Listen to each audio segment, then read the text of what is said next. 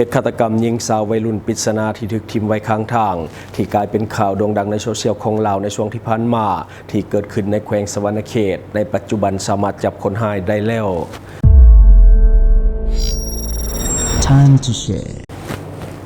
สวัสดีท่านผู้ชมกลับมาพบกับรายการ Time to Share สำหรับหัวข้อข่าวที่เราอยากจะนำเสนอในวันนี้ก็คือเกี่ยวข้องกับเหตุฆาตกรรมที่โด่งดังที่เกิดขึ้นในช่วงที่ผ่านมาที่เกิดขึ้นในแขวงสะวรรณเขตตอนนั้นกลายเป็นข่าวโด่งดังแต่บ่มีรายละเอียดเกี่ยวกับข่าวซึ่งว่ามีหลายคนที่อยากจะให้รายการเรานำเสนอแต่ว่าบ่มีข้อมูลเลยบ่ได้นำเสนอในช่วงที่ผ่านมาจนมาถึงปัจจุบันเจ้าหน้าที่ตำรวจสามารถที่จะควบคุมตัวผู้ที่ก่อเหตุได้แล้วและก็มีรายละเอียดออกมาจากเจ้าหน้าที่ซึ่งเราจะมานำเสนอต่อให้ทุกท่านได้รับรู้รับฟังนำกันเดี๋ยวจะให้ท่านผู้ชมไปเบิ่ง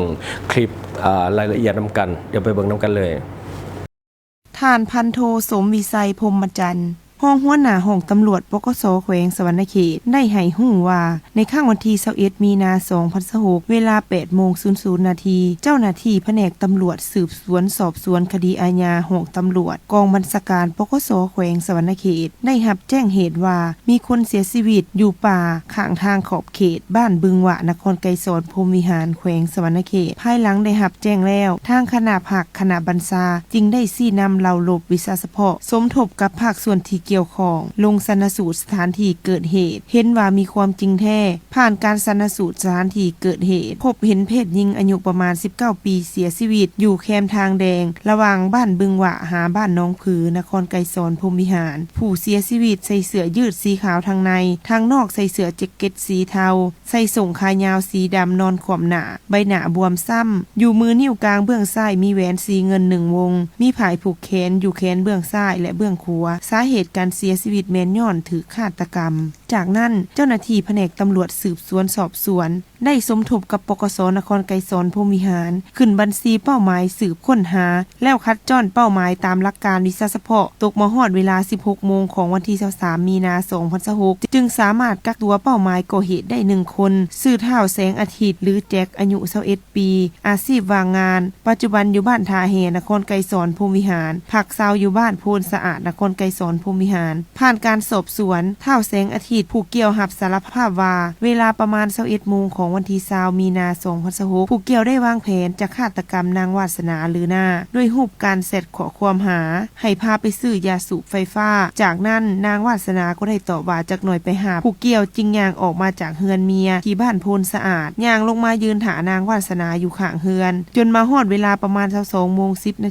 จึงเห็นนางวาสนาขับรถจากเว็บสีแดงมากับผู้ชาย1คนมาหาผู้เกี่ยวจากนั้นเห็นผู้ชายที่มากับนางวาสนาได้ลงจากรถและผู้เกี่ยวก็ได้ขึ้นซ่อนท้ายรถนางวาสนาออกไปตามถนนพอกระดวดแล้วเลี้ยวซ้ายวงเวียนกระบองขับขี่ไปตามถนน A1 พอไปฮอดวงเวียนอาเซียนก็ได้เลี้ยวขวาไปทางบ้านบึงหวะพอไปฮอดขอบเขตทางบ้านบึงหวะแล้วก็ได้บอกให้นางวาสนาเลี้ยวซ้ายเข้าไปตามทางแดงระหว่างบ้านบึงหวะหาบ้านน้องผือขี่เข้าไปได้ประมาณ300 เมตรผู้เกี่ยวก็บอกให้นางวาสนาจอดรถโดยบอกว่าจะเบิ่ง GPS ก่อนแล้วนางวาสนาก็ได้จอดรถภายหลังจอดรถแล้วเห็นว่าบริเวณดังกล่าวเป็นทางเปี่ยวมืดผู้เกี่ยวจึงได้ลงรถแล้วใส่มือทาง2เบื้องลากดึงแขนนางวาสนาลงจากรถจักรเฮ็ดให้รถจักรล่มแล้วผู้เกี่ยวก็ได้ลากนางวาสนาออกไปแคมทางแล้วใส่มือทาง2เบื้องบีบคอนางวาสนาแต่นางวาสนาก็ได้ต่อสู้คืนและห้องให้คนมาช่วยจำนวน2ครั้งว่าช่วยแน่ช่วยแน่ผู้เกี่ยวจึงได้กำกำปั้นเบื้องขวาตีใส่ใบหน้าของนางวาสนาจำนวน4 บาทพร้อมทั้งเอาเสื้อแขนยาวสีเหลืองของผู้เกี่ยวมามัดปากนางวาสนาไว้เพื่อบ่ให้ห้อง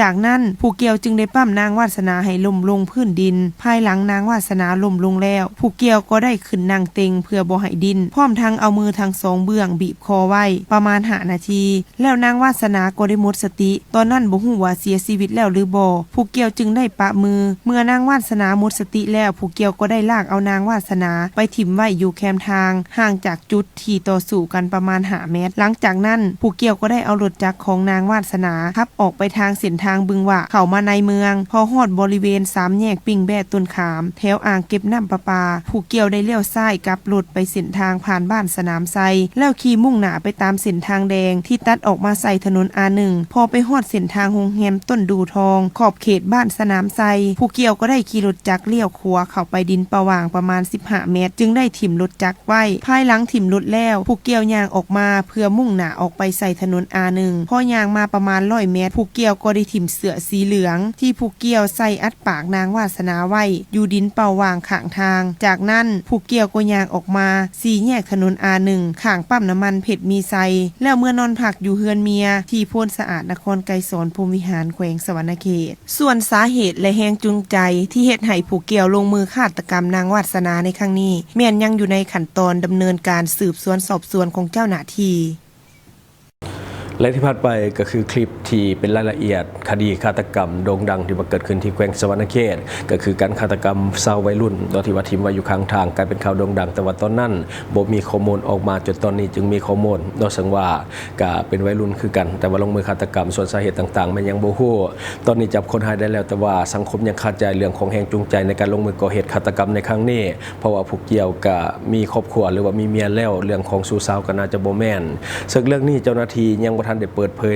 โดยซึ่งว่ายังอยู่ในขั้นตอนของการสอบสวนต่อติดตามนำกันต่อไปถ้าว่ามีความคืบหน้าเราจะรายงานเกี่ยวกับคดีดังกล่าวเพิ่มเติมเนาะอันนี้ก็คือสิ่งที่เราเก็บมาเล่าสู่ฟังหวังว่าท่านจะได้รับสาระดีๆสำหรับท่านที่ว่าเบิ่งรายการเราอยู่คิดเห็นจะได้กับสิ่งที่ว่านำเสนอไปก็อย่าลืมฝากไว้ภายใต้คอมเมนต์ของเราและข้าพเจ้าจะเข้าไปอ่านด้วยตนเองขอขอบใจ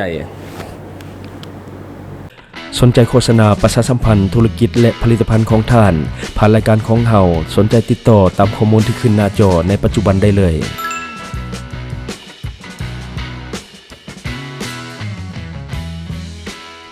อยู่เมืองลาวใช้แต่เงินกีบลาวและส่งเสริมผลิตภัณฑ์ภายในเพื่อลดพรการนำเข้าสินค้าและแก้ปัญหาเงินตา Subscribe for more video.